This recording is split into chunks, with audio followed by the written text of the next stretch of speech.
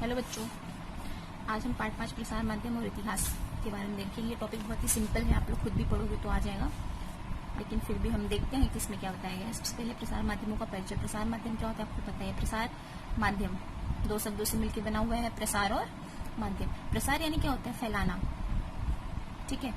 यानी कि हम कोई भी जानकारी जो है किसी भी माध्यम के जरिए अगर लोगों तक पहुंचा रहे हैं, ठीक है, तो क्या हो जाता है कि हम क्या कर रहे हैं, अपने किसी भी प्रसार माध्यम के थ्रू इसको पहचाने की कोशिश की जा रही है या कोशिश की जाती है। पहले क्या था कि पहले के टाइम की बात किया जाए, यानी कि राजशाही जमाने की बात किया जाए, राजा वगैरह के टाइम में, तो क्या कहते हैं, समाचार पत्र वगैरह तो छपते नहीं थी। तो उसमें क्या होता था कि गाँव में मुनादी दी जाती थी। मुनादी देना यानी क्या होता था कि ऐसे ढिंढोरा नहीं पीटा जाता, ठीक है। तो यानी कि एक आदमी दूसरे को बता रहा है, दूसरा तीसरे को बता रहा है, तीसरा चौथे को बता रहा है, यानी कि ओरली, यानी हम बोल रहे मौखिक रूप से ये जो समाचार की यात्रा थी वो चलती थी। समझ आ रहा है। समाचार यानी कि कोई भी जानकारी, ठीक है, चाहे राजा को लोगों तक पहुंचाना रहता था या फिर लोगों को राजा तक पहुंचाना रहता था। इसके माध्यम से वो अपने मतलब मौखिक रूप से जो था जानकारी जो थी वो राजा तक पहुंचती थी, ठीक है।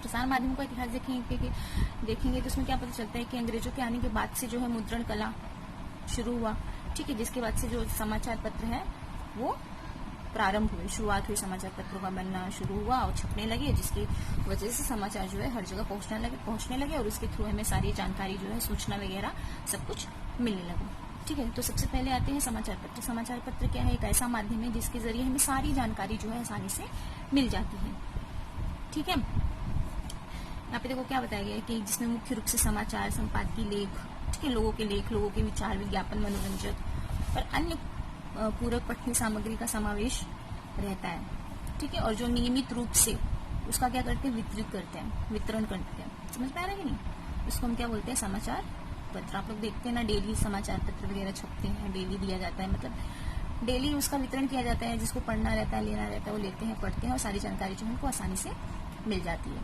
ठीक है। तो समाचार पत्र क्या है, ये बहुत ही पुराना है, पहले से ही चला आ रहा है। और आज के टाइम की बात करें तो आज बहुत सारे ऐसे ऑप्शंस वगैरह हैं कि जिसके थ्रू आपको सारी जानकारियां मिल जाती हैं, ठीक है। अभी हम समाचार पत्रों का पूर्व रूप देखेंगे कि जो समाचार थे, जो जानकारी थी पहले के लोगों के टाइम में, यानी पहले के लोगों के टाइम में, यानी क्या, हम राजशाही जमाने की बात करें कि वो टाइम में लोगों को कैसे जानकारी मिलती थी। अभी इसमें क्या है, इसको आप कैसे पढ़ोगे, ये इस तरह का आप समाचार पत्रों का पूर्व रूप करके लिख लीजिए, ठीक है। इसको पॉइंट वाइज पढ़िए, पॉइंट वाइज पढ़ेंगे तो आपको आसानी से समझेगा, ठीक है। नंबर 1 ऐसे आप ऐसे कर लीजिए, नंबर 1, ठीक है। नंबर 1 पॉइंट यहाँ पे क्या बताया गया है कि इजिप्ट में ईसा पूर्व कालखंड में सरकारी आदेशों के उकेरे हुए शिलालेख, ठीक है, जो भी सरकारी आदेश दिए जाते थे, जो भी राजा वगैरह अपने आदेश दिए जाते थे, उसके उकेरे हुए शिलालेख सार्वजनिक स्थानों पर रखे जाते थे, ठीक है। तो सार्वजनिक स्थानों पे रखे जाने की वजह से क्या होता था, लोग उसको पढ़ते थे और लोगों को जानकारी पता चल जाती थी कि कौन सा सरकारी आदेश है, यानी कि कौन सा राजा का आदेश दिया गया है, राजा ने कौन से नियम कानून वगैरह बनाए हैं, उसके थ्रू जानकारी जो है मिल जाती थी, ठीक है। समझा नंबर 1। नंबर 2 क्या है कि प्राचीन रोम साम्राज्य में सरकारी आदेश कागज पर लिखकर अलग अलग प्रांतों में वितरित किए जाते थे, ठीक है। समझ में आया ना कि प्राचीन रोम में क्या होता था कि रोमन साम्राज्य में सरकारी जो आदेश थे वो कागज पे लिख के वितरित किया जाता था, जिसके जरिए उसमें जो भी थी देश और राजधानी में जो भी घटित घटनाएं थी वो जानकारी जो है वो उसमें रहती थी, ठीक है। क्लियर हुआ। इजिप्ट में क्या था, शिलालेख पे जो भी आदेश वगैरह थे वो उकेरे जाते थे, उसके थ्रू जानकारी मिलती थी। और इसमें क्या है, रोमन साम्राज्य में क्या था, कागज पर लिख के जो भी सरकारी आदेश वगैरह थे वो दिए जाते थे, ठीक है। नंबर 2। अभी नंबर 3, जूलियस सीजर के आधिपत्य में एक्टा डायना, डेली एक्ट, प्रतिदिन की घटनाएं। ये एक्टा डायना मतलब क्या होता है, डेली एक्ट यानी कि प्रतिदिन की घटनाएं,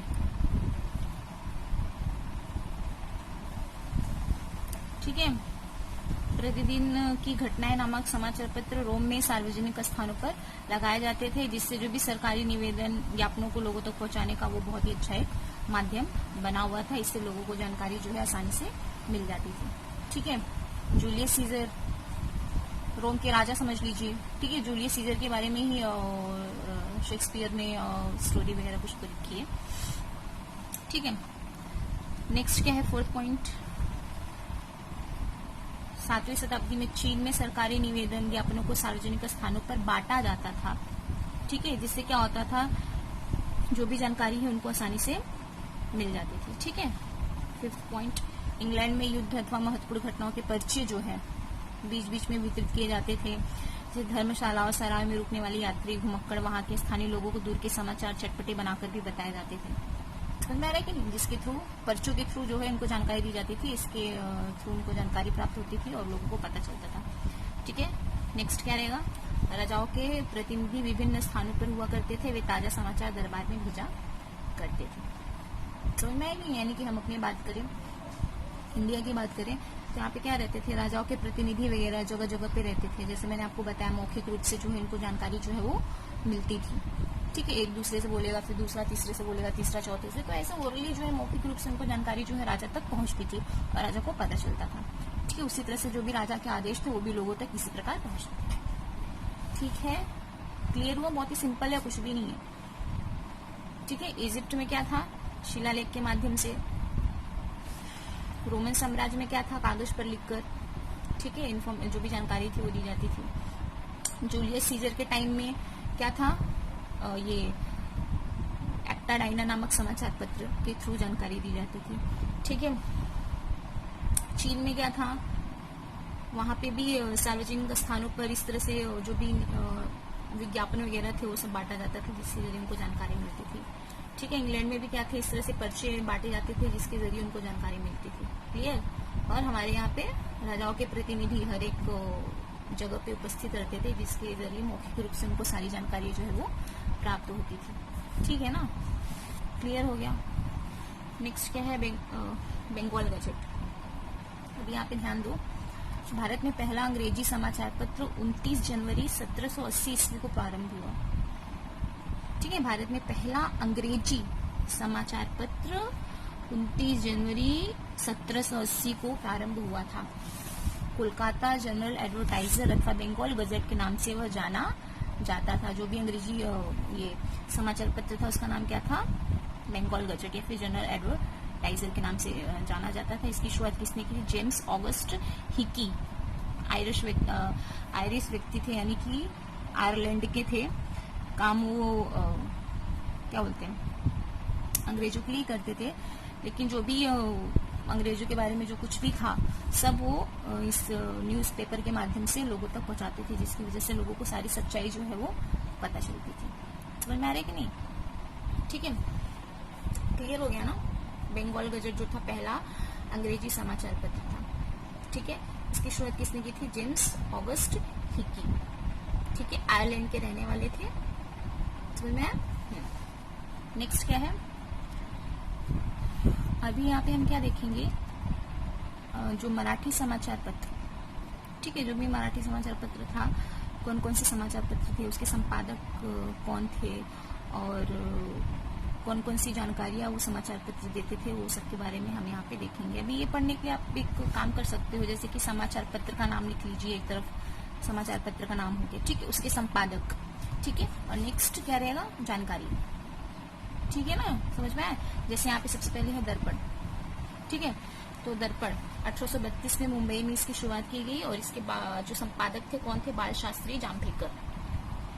ठीक है, अभी इसमें क्या होता था दर्पण में, इसके द्वारा हमें जो भी राजनीतिक, आर्थिक, सामाजिक, सांस्कृतिक, ये सब के बारे में जो भी हिस्ट्री वगैरह थी, इतिहास थी, सबके बारे में जानकारी जो है इस न्यूज़पेपर के माध्यम से हमको प्राप्त होती थी। जैसे कि कंपनी सरकार के 3 इलाकों की आय व्यय की सूची, इस देश पर रूसियों का आक्रमण होने की आशंका, शहर स्वच्छ रखने के लिए समिति की स्थापना।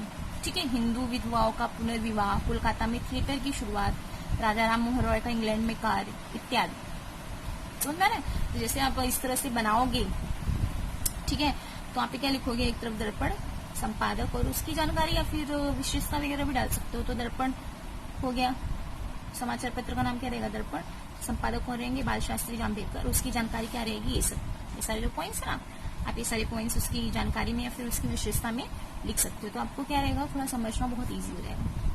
क्लियर?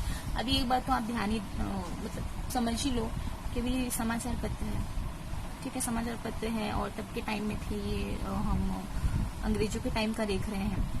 ठीक है, तो ज्यादातर क्या रहेगा, जो भी मैंने बताया, जो भी राजनीतिक, आर्थिक, सामाजिक और सांस्कृतिक इतिहास वगैरह रहेगा वो वहाँ के उस टाइम के बारे में, वो सारी जानकारियां जो रहेगी न्यूज़पेपर में रहेगी। न्यूज़पेपर में क्या छपता है आपको तो ये पता ही है। ठीक है, और वो टाइम पे क्या चल रहा होगा, कौन सा विशेष मुद्दा होगा, वो चीजों को हाईलाइट करने की कोशिश जो है न्यूज़पेपर के माध्यम से की जाती होगी। क्लियर ना? ठीक है, दर्पण समझा। नेक्स्ट है प्रभाकर। प्रभाकर भी क्या है, एक न्यूज़पेपर है। ठीक है, इसकी शुरुआत किसने की थी, भाऊ महाजन ने। ठीक है, अभी इसकी खासियत क्या थी कि फ्रांस की राज्य क्रांति के बारे में बताया जाता था। ठीक है, गोपाल हरि देशमुख के सामाजिक पुनर्जागरण पर लिखे हुए 100 पत्र प्रकाशित हुए थे।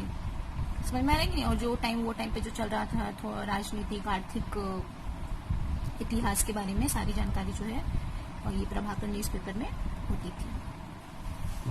समझ में आया ना? ठीक है, नेक्स्ट क्या है, नेक्स्ट है यहाँ पे ज्ञानोदय। ठीक है, अभी ज्ञानोदय, ये जो समाचार पत्र है ज्ञानोदय, ये जो है अहमदनगर की क्रिश्नरी मशीनरी ने शुरू किया था। ठीक है, क्रिश्चियन मशीनरी के द्वारा इसकी शुरुआत हुई थी। अभी इसमें क्या था कि इस न्यूज़पेपर के माध्यम से, ठीक है, ज्ञानोदय समाचार पत्र में 1842 में एशिया महाद्वीप का और 1851 में यूरोप महाद्वीप के जो मानचित्र थे वो छापे गए थे। ठीक है, जिसकी वजह से इसको मराठी समाचार पत्र में प्रथम चित्र छापने का सम्मान जो है ज्ञानोदय को प्राप्त है। समझ में? अभी आपने देखा दर्पण देखा, प्रभाकर देखा, उसमें क्या थे, सिर्फ न्यूज वगैरह ही जो थे छापे जाते थे, लेकिन इसमें क्या चित्र वगैरह छापे गए, मानचित्र छापे गए, जिसकी वजह से इसे प्रथम चित्र छापने का सम्मान जो है इस समाचार पत्र को प्राप्त हुआ था। ठीक है, बिजली की सहायता से समाचार पहुंचाने का यंत्र अर्थात टेलीग्राफ का प्रारंभ 1852 में हुआ। यह जानकारी भी इसके द्वारा ही प्राप्त हुई। भारत में पहली रेल चली, इसके बारे में भी जानकारी प्राप्त हुई। ठीक है, इसी समाचार पत्र में 1857 का जो राष्ट्रीय विद्रोह हुआ था उसके बारे में जानकारी जो है वो मिली थी इसके थ्रू। समझ में आया? तो ये किसके बारे में था, ओवरऑल ज्ञानोदय के बारे में। ठीक है, नेक्स्ट क्या है, अभी इंदु प्रकाश। इंदु प्रकाश भी क्या है, समाचार पत्र है। ठीक है, इंदु प्रकाश क्या है, समाचार पत्र है। इसकी शुरुआत किसने की थी, न्यायमूर्ति रानडे जी ने।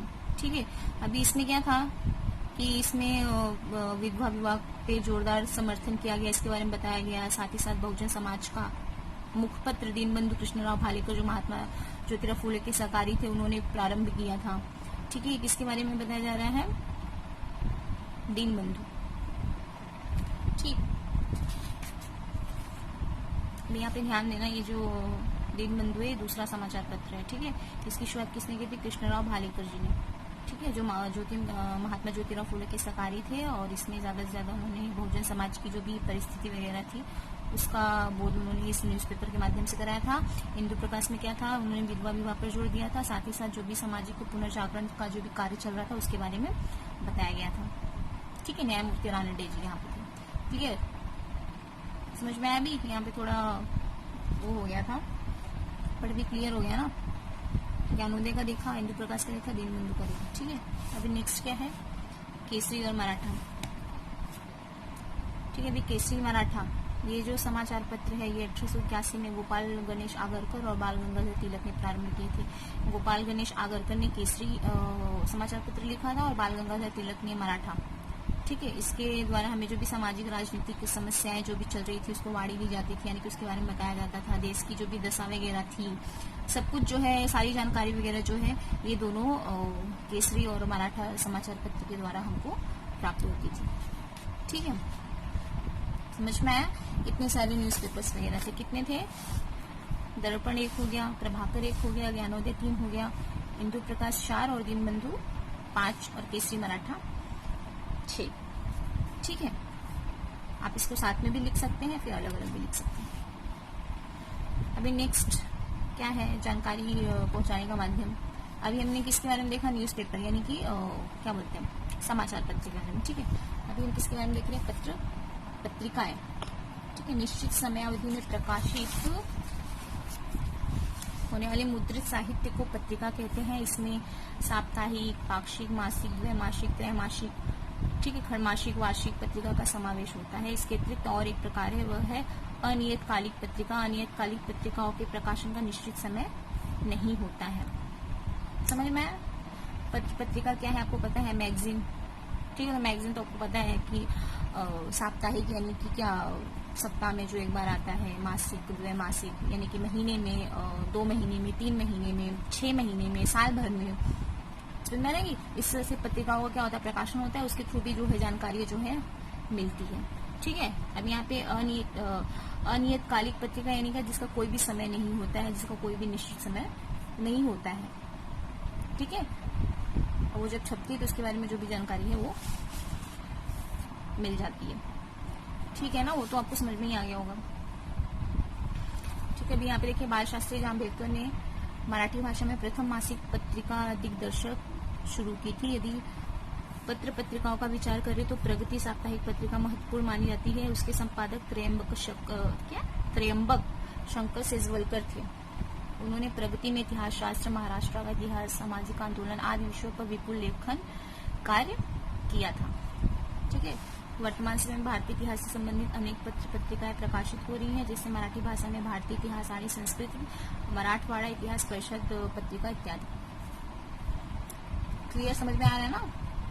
मतलब ये सारी जो भी थे पत्र पत्रिकाओं के नाम थे और किन्होंने शुरू किया था।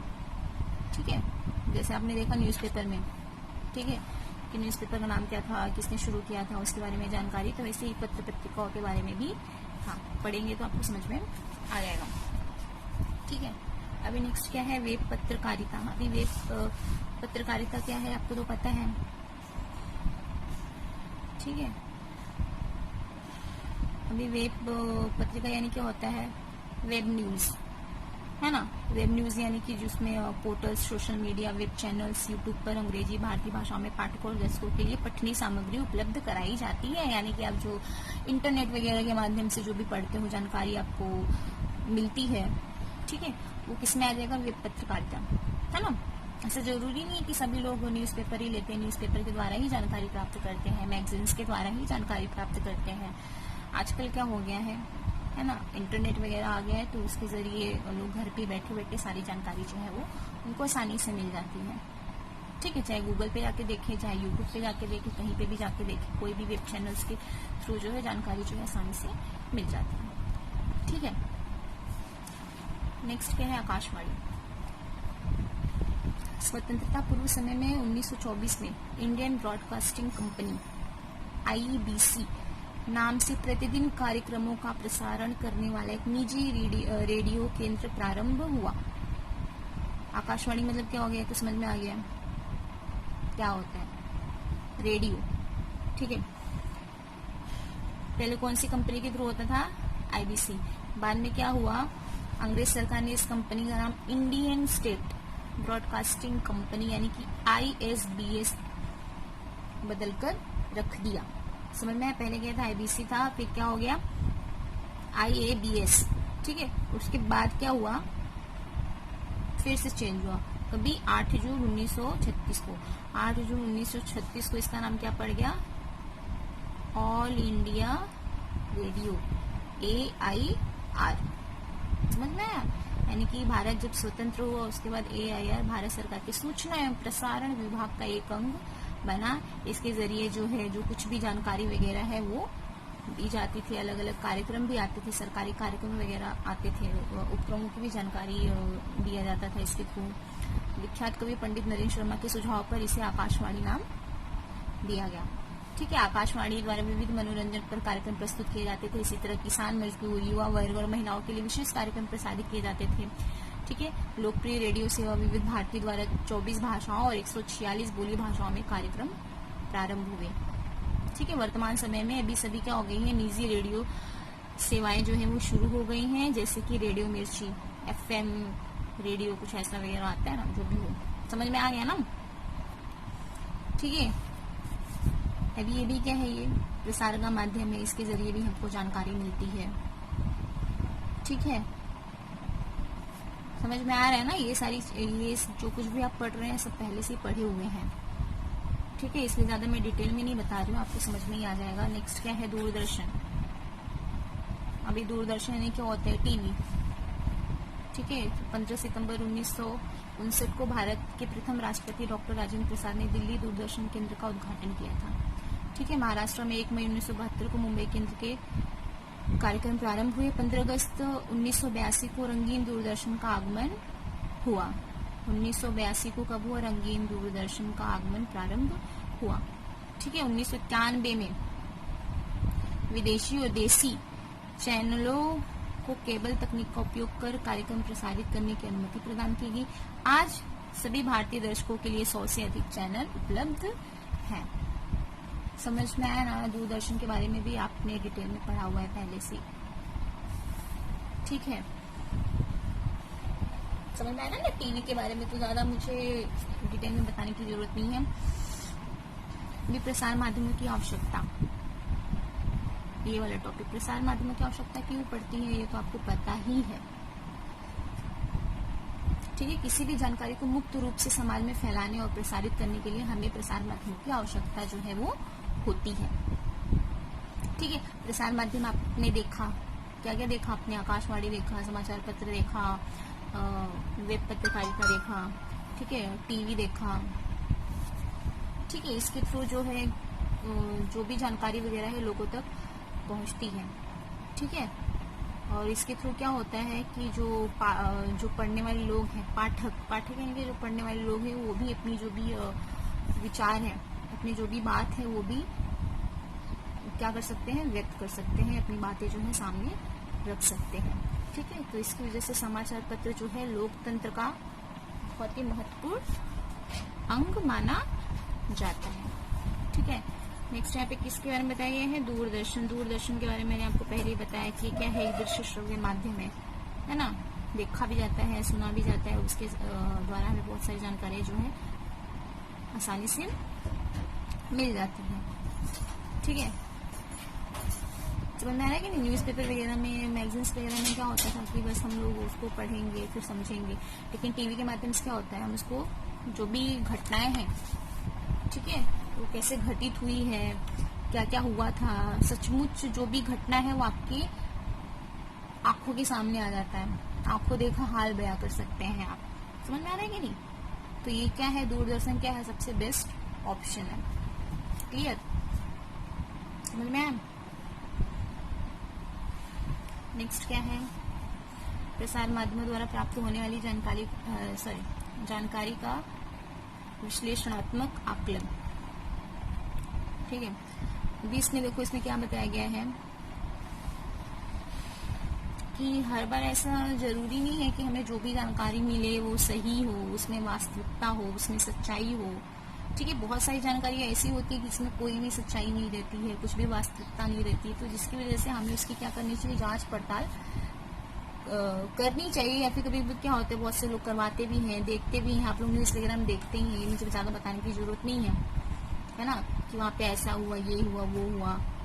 ठीक है, या फिर कोई भी ऐसा ऐतिहासिक प्लेस के बारे में भी दिखवाता है कि यहाँ पे ऐसा हुआ था, ये हुआ था, यहाँ पे ये रहते हैं अभी भी, समझ रहे हो ना?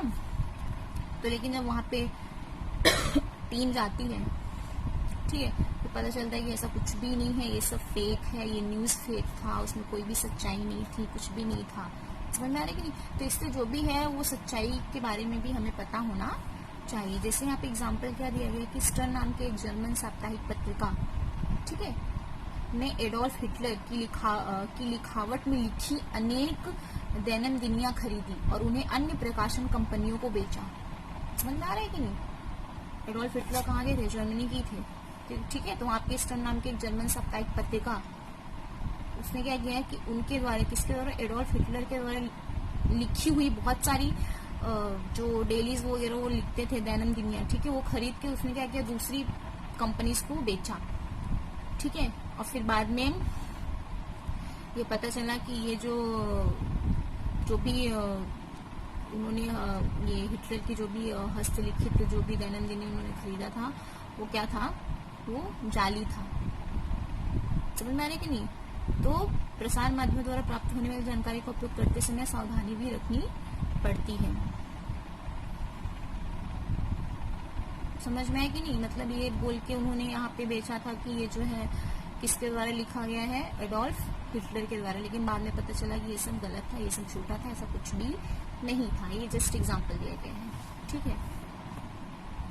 यानी कि कोई भी न्यूज को अगर आप सच मान रहे हो तो उसके पीछे की वास्तविकता क्या है वो भी हमें थोड़ा समझ लेना चाहिए। डेली जो आता है उसकी बात अलग है, लेकिन जब ऐसा कुछ होता है तो हमें थोड़ा सोचना चाहिए, ठीक है। अभी संबंधित व्यवसायिक क्षेत्र, अभी इसमें क्या है कि जो भी समाचार पत्र हम लोगों तक पहुंचाते हैं, पाठकों तक पहुंचाते हैं, तो वो टाइम क्या रहता है कि वो समाचार बताते टाइम भी अगर उसका जो लिंक है, कहीं उसका जो कनेक्शन है किसी और चीज से जुड़ा हुआ है, तो उसका भी जो पीछे का जो समाचार है वो भी हमें बताना पड़ता है। समझ में आ रहा है कि नहीं? जैसे आप लोग देखते रहोगे कि कोई भी घटना वगैरह बता रहे हैं, ठीक है, तो उस घटना का पहले क्या लिंक था, कैसे था, उसकी सारी जो जानकारी है वो आप लोगों तक पहुंचाई जाती है, ठीक है। जैसे समाचार पत्रों के अलग अलग स्तंभों में 50 वर्ष पूर्व, 100 वर्ष पूर्व जैसे स्तंभ होते हैं, वे इतिहास के साधन होते हैं और इतिहास पर आधारित होते हैं। ऐसे स्तंभों द्वारा हमें भूतकाल में घटित आर्थिक, सामाजिक, राजनीतिक, ऐतिहासिक घटनाओं का बोध होता है, ठीक है। तो वर्तमान में समझने में हमें आसानी होती है। जैसे कि एग्जाम्पल अभी देखो, आप सीधे से एग्जाम्पल देखो ताकि आपको क्लियर हो जाए। जैसे 1914 को प्रथम विश्व युद्ध प्रारंभ हुआ, ठीक है। तो इस घटना को बताते हुए जैसे 2014 में बता रहे हैं, ठीक है, तो क्या बोलेंगे कि 100 वर्ष पूरे हो गए, क्लियर। 1914 से 2014 में क्या हो गया, 100 वर्ष पूरे हो गए।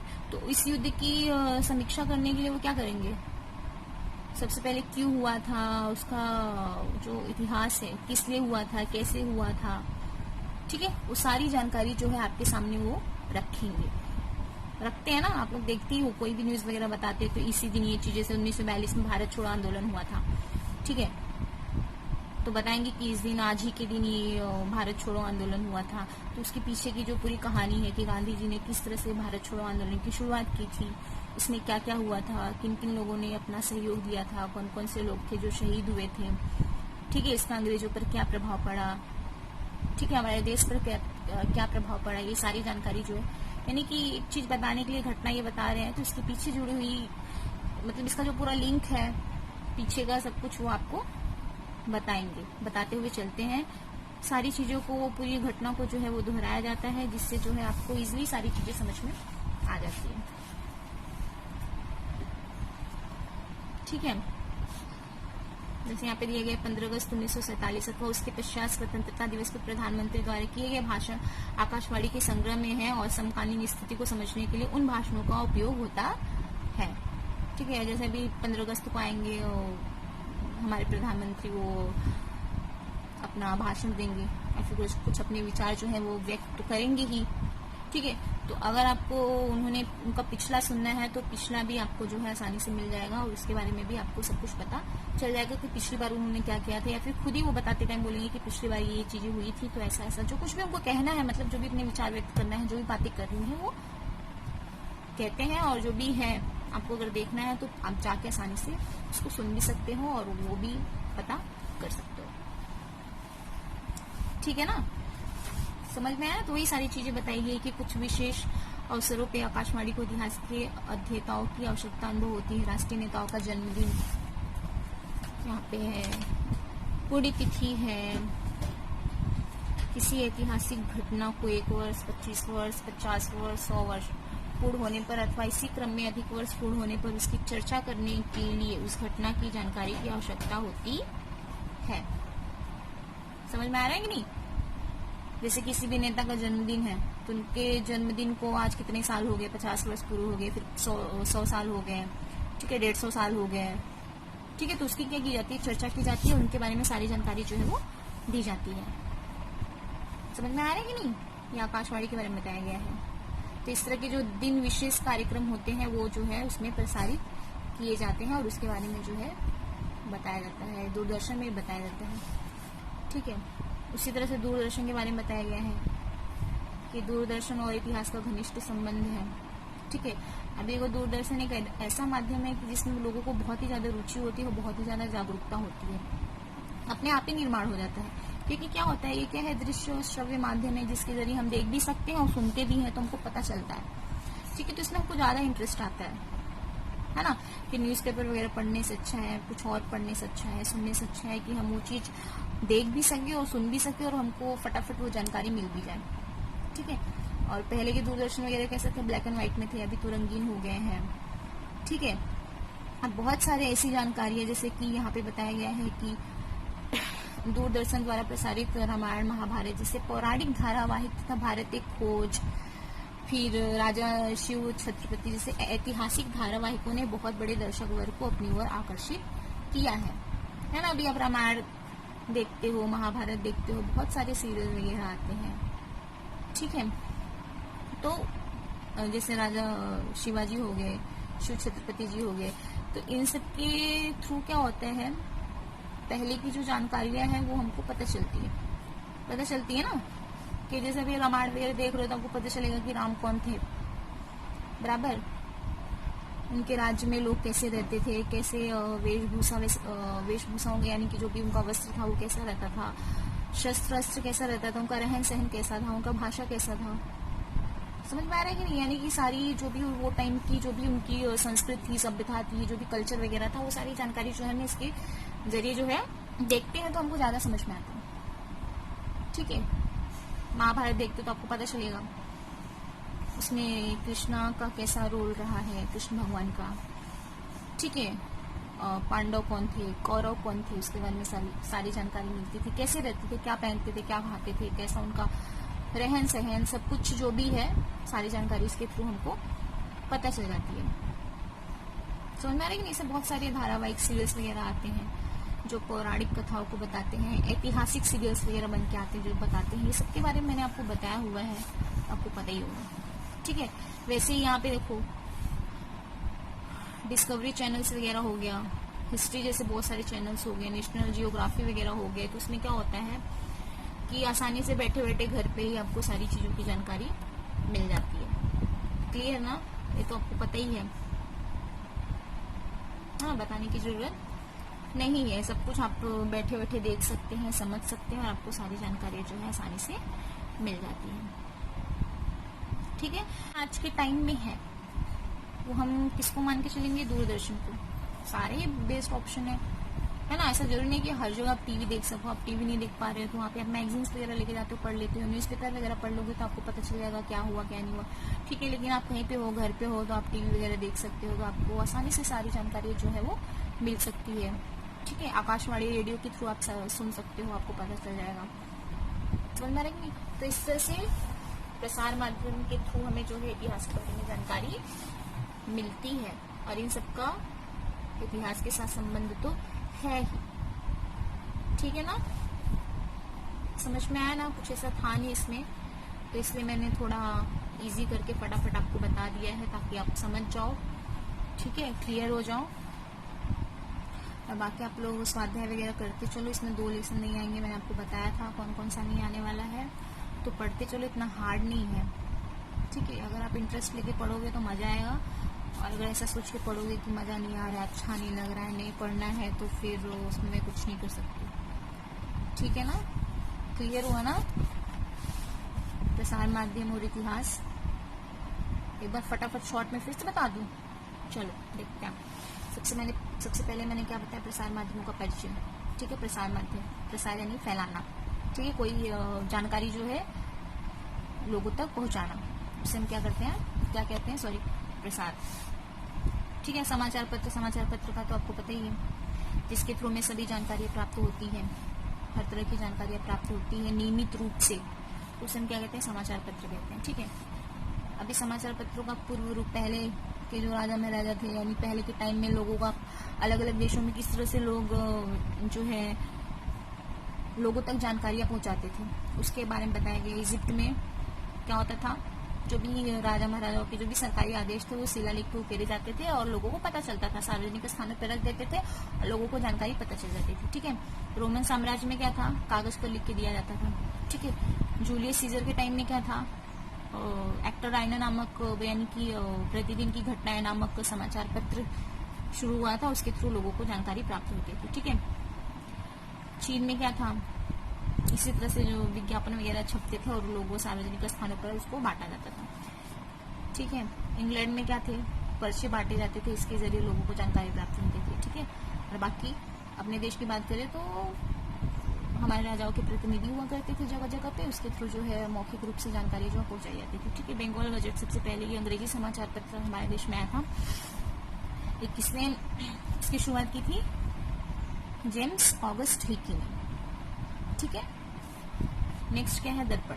दर्पण की शुरुआत किसने की थी, बाल शास्त्री जाम्बेडकर। इसके थ्रू में राजनीतिक, आर्थिक, सामाजिक, सांस्कृतिक, इतिहास के बारे में जानकारी मिलती है। नेक्स्ट क्या है, प्रभाकर। इसकी शुरुआत किसने की थी, भाऊ महाजन ने। ठीक है, इसमें उन्होंने ज्यादा से ज्यादा फ्रांस की राज्य क्रांति के बारे में बताया था और उन्होंने गोपाल हरि देशमुख के द्वारा जो भी किए गए पुनर्जागरण थे उसके बारे में जो थी बातें जो है वो प्रकाशित किए थे। ज्ञानोदय अभी ये क्या था, ज्ञानोदय एक ऐसा समाचार पत्र था जो सबसे पहले जिसे चित्र छापने का सम्मान प्राप्त हुआ था। ठीक है, जिसने एशिया महाद्वीप और यूरोप महाद्वीप के मानचित्र छापे थे। ठीक है, नेक्स्ट क्या है, और इसकी जो शुरुआत थी वो अहमदनगर की क्रिश्चियन मशीनरी के द्वारा की गई थी। ठीक, नेक्स्ट क्या है, इंदु प्रकाश। इंदु प्रकाश के थ्रू सामाजिक पुनर्जागरण और विधवा विवाह के बारे में इस न्यूज़पेपर में ज्यादा आता था। नेक्स्ट क्या है, दीनबंधु कृष्णराव भालेकर ने शुरुआत किया था। इसमें क्या था, बहुजन समाज के लिए ही ज्यादा उस पर फोकस किया जाता था। ठीक है, केसरी मराठा के बारे में तो आपको इसमें गोपाल गणेश आगरकर जी और बाल गंगाधर तिलक जी ने शुरुआत की थी। इसमें भी सारी जो जानकारी है सामाजिक, आर्थिक और राजनीतिक सारी जानकारी जो है इसके थ्रू पता चलती थी। पत्र पत्रिकाएं क्या होती है वो तो आपको पता ही चल गया है, यहाँ पे जैसे बताया गया है ना, मासिक, द्वैमासिक, त्रैमासिक यानी 2 महीना, 3 महीना, महीना भर, 6 महीना, साल भर में जो है पत्रिकाएं जो प्रकाशित होती थी उसके थ्रू जो है जानकारियां लोगों तक मिलना। ठीक है, किसने किसने किया था यहाँ पे सब बताया गया है। वेब पत्रकारिता यानी कि आपको पता है इंटरनेट के थ्रू जानकारी मिलती है। आकाशवाणी यानी आपको पता है रेडियो। ठीक है, AIR समझ में आ रहा है कि नहीं, इसके थ्रू जो भी है जानकारी वो मिलता है, जैसे कि रेडियो मिर्ची तो आपको समझ में आ ही गया होगा। नेक्स्ट क्या है, दूरदर्शन। दूरदर्शन यानी कि टीवी। ठीक है, 1982 में रंगीन दूरदर्शन का आगमन हुआ था और 1991 में ठीक है विदेशी और देसी निजी चैनलों को केबल के द्वारा कनेक्ट करके जो सारे जो कार्यक्रम है उसका जो प्रसार जो है किया गया और आज लगभग 100 से भी ज्यादा चैनल जो है भारतीयों के पास उपलब्ध है। ठीक है, आवश्यकता क्यों होती है आपको पता है, कोई भी जानकारी को फैलाने के लिए या फिर उसको समझने के लिए, लेने के लिए तो उसकी आवश्यकता होती ही है।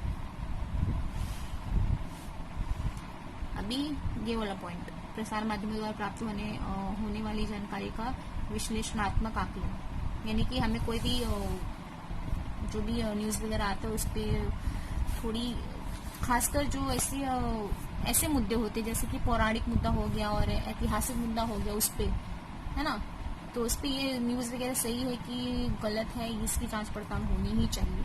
ये बहुत बार ऐसा क्या होता है कि ऐसा हुआ है, ये जरूर देखिए, इसमें ये बताया जा रहा है, जब खोल के देखते तो उसमें कुछ और रहता है या फिर कोई भी सच्चाई नहीं होती है। ठीक है, तो वो सारी चीजों की भी मतलब जांच पड़ताल होनी चाहिए ताकि सही न्यूज जो है वो लोगों तक पहुंच सके। ठीक है, संबंधित व्यवसायिक क्षेत्र, इसमें क्या बताया गया है कि जो कुछ भी है ना, आप इसी से समझ लीजिए, जैसे कोई भी संपादकीय लेख वगैरह है तो लेख, जैसे दिन विशेष पे हो गया कोई भी, आज ये दिन है, ठीक है, तो उसके पीछे का क्या लेख है उसकी समीक्षा की जाएगी, उसके बारे में समाचार पत्र बताया जाएगा, समाचार पत्र नहीं, समाचार बताया जाएगा, यानी कि जानकारी दी जाएगी, उसके बाद में सारी इंफॉर्मेशन उसके बारे में जो है वो बताई जाएगी। ठीक है, एग्जाम्पल्स यहाँ पे सारे दिए गए हैं। ठीक है ना, क्लियर हुआ ना। फिर नेक्स्ट क्या था, इसमें आकाशवाणी और दूरदर्शन के बारे में बताया गया है कि किस तरह से दूरदर्शन और आकाशवाणी का इतिहास के साथ उसका घनिष्ठ संबंध है। क्लियर बच्चों? समझा ना, होप कि समझा होगा। और बाकी आप पढ़ लोगे, आप इतने बड़े हो ही गए हो कि आप खुद से भी पढ़ोगे तो भी आपको समझ में आ जाएगा। जो नहीं समझ में आएगा तो देखना, पूछने की कोशिश करना, कोशिश करूंगी बताने की वैसे, ठीक है। लेकिन इतना कुछ हार्ड नहीं है, तो आप खुद ही पढ़ सकते हो। ये क्वेश्चन आंसर कर लेना अच्छे से, ठीक है, फिर मुझे बताना। ओके, चलो।